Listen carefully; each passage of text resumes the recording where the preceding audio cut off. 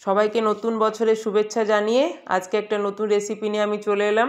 আজকে ভাবলাম বানাবো ভেজ স্প্রিং রোল। শীতকাল এখন প্রচুর সবজি উঠেছে বাজারে, তার জন্য বিভিন্ন রকম সবজি দিয়ে কীভাবে বানানো যায় আমি দুটো পদ্ধতিতে তোমাদের দেখাবো কীভাবে বানাবো। একটা হচ্ছে ব্রেডের সাহায্যে কী করে স্প্রিং রোল বানায় সেটাও দেখাবো, আরেকটা বানাবো আটা দিয়ে যে স্প্রিং রোল বানানো হয় সেটাও দেখাবো, ময়দা দিয়ে যে স্প্রিং রোল বানানো হয় সেটাও দেখাবো। তার জন্য কী করলাম, প্রথমে আমি ফ্রাই প্যানের মধ্যে কিছু রসুন কুচি কুচি করে দিয়ে দিলাম আর কিছু লঙ্কা কুচি দিলাম আর একটু আদা গ্রেট করে দিয়েছিলাম। তারপরে শীতের যে সমস্ত রকমের সবজি আছে, গাজর, তারপর তোমার বিটরুট, ক্যাপসিকাম হচ্ছে লাল ক্যাপসিকাম দিলাম, সবুজ ক্যাপসিকাম দিলাম। এই সব সবজি দিয়ে এই আমি স্প্রিং রোলটা বানাবো। এবার আস্তে করে এটাকে একটু নেড়ে নিলাম। এবার আমি এর মধ্যে বেশ খানিকটা বাঁধাকপি দিয়ে দিলাম, ঝিরিঝিরি করে কেটে রাখা বাঁধাকপি ওর মধ্যে দিয়ে দিলাম। শীতকালে এখন বিভিন্ন রকম সবজি বেরিয়েছে, তো যেটাই বানাচ্ছি সেটাই খুব ভালো লাগছে, যেভাবে খাওয়া যায় তো সেটাই খুব উপকার এবং খেতেও বেশ ভালো লাগছে শীতের সবজি। এবার আমি এর মধ্যে সস দিয়ে দিলাম, একটু দিয়ে দিলাম আমি টমেটো সস আর একটু দিয়ে দিলাম চিলি সস। এই দুটো সস এই সবজির মধ্যে আমি মিশিয়ে দিলাম। আর সবজিটাকে খুব বেশি একদম নরম করে দেবো না, জাস্ট একটু ফ্রাই প্যানে নাড়াচাড়া করে হালকা কাঁচা ভাবটা চলে যাবে, তারপরে এটাকে আমি নামিয়ে দেবো।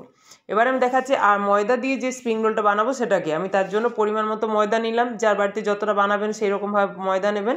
দিয়ে ময়দার মধ্যে হালকা একটু নুন দিয়ে তার মধ্যে এবারে জল দিয়ে দিলাম। জল দিয়ে একটা হালকা ব্যাটার আমি তৈরি করব, পাতলা ব্যাটার। দেখুন কীভাবে ব্যাটারটা তৈরি করেছি, এরকম একটা ব্যাটার তৈরি করব, খুব ঘনও না আর একদম খুব পাতলাও না, এরকমভাবে একটা ব্যাটার তৈরি করে নেব।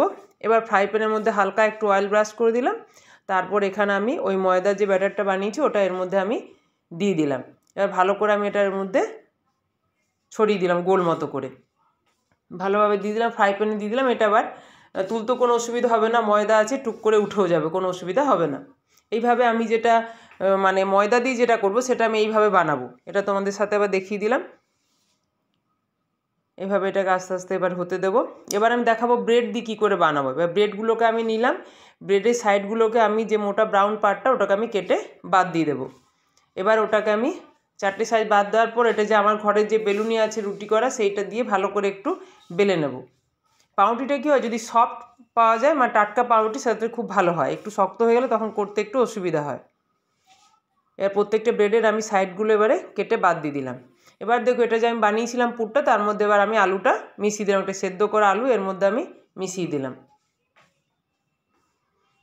এবার ওর মধ্যে আলুটা আমি মিশিয়ে দিলাম, যে যেরকম সবজি খেতে ভালোবাসো সেইভাবে মেশাতে পারো। এইভাবে দিয়ে দিলাম।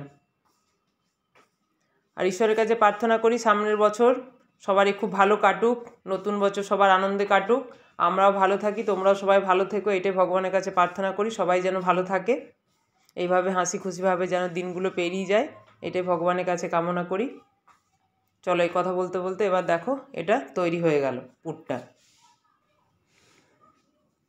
এবার তৈরি হয়ে গেল। এবার চলো কীভাবে বানাই দেখাই। পাউরুটির মধ্যে দিয়ে প্রথমে আমি দেখাই কীভাবে এটা বানাচ্ছি। এবার একটা পাউরুটি নিয়ে নিলাম, পাউরুটি একটা পিস নিলাম। এবার পাউরুটি পিসটাকে আমি বেলনার সাহায্যে আগে একটু বেলে নিয়েছি। হ্যাঁ, সেই বেলনার সাহায্যে আগে এটাকে বেলে নিয়েছি। বেলার পর এর মধ্যে আমি যে পুরটা বানালাম সেটা এর মধ্যে দিয়ে দিলাম। এইভাবে আস্তে আস্তে বসিয়ে দিলাম। এবার ভালো করে এটাকে আমি এইভাবে রোল করে নেব, এভাবে একটু রোল করে নেব। এইভাবে পাউরুটির সাহায্যে প্রত্যেকটা আমি বানিয়ে নেব। আর যেটা আমি আটা দিয়ে যেটা ময়দা দিয়ে যেটা বানাচ্ছিলাম সেই একটা তুলে আনলাম। এবার এর মধ্যে এইভাবে বসিয়ে দিলাম পুরটা, এইভাবে দিয়ে দিলাম। তারপর কিভাবে ফোল্ড করছি দেখো, আগে প্রথমে এই সাইডে একবার একটা ফোল্ড করলাম, আবার এই সাইডে একটা ফোল্ড করলাম, তারপরে এবার এটাকে এইভাবে মুড়ে দিলাম। ব্যাস, এইভাবে এটা তৈরি হয়ে গেল। কি সুন্দর দু সাইড থেকে মোড়া হয়ে গেছে। এইভাবে প্রত্যেকটা আমি বানিয়ে নেব। বানিয়ে নেওয়ার পর এগুলোকে আমি এবার এক এক করে ফ্রাই করে নেব। একটা পাউরুটির সাহায্যে করে দেখাচ্ছি আর একটা ময়দার সাহায্যে করে দেখাচ্ছি কীভাবে ফ্রাই করার পর কীরকম হচ্ছে তুমি দেখো। এইভাবে আমি ফ্রাই করে এবার এগুলোকে তুলে নেব। যদি দেখতে দেখতে কারো ভালো লেগে থাকে অবশ্যই লাইক, কমেন্ট, শেয়ার আর সাবস্ক্রাইব করতে ভুলো না। আর যারা আমার নতুন বন্ধু তারা অবশ্যই সাবস্ক্রাইব করে দিও আমার চ্যানেলটিকে। দেখো কি সুন্দর লাল মুচমুচে ভাজা হয়ে গেছে। এবার এগুলোকে আমি একটা প্লেটের মধ্যে তুলে নেব।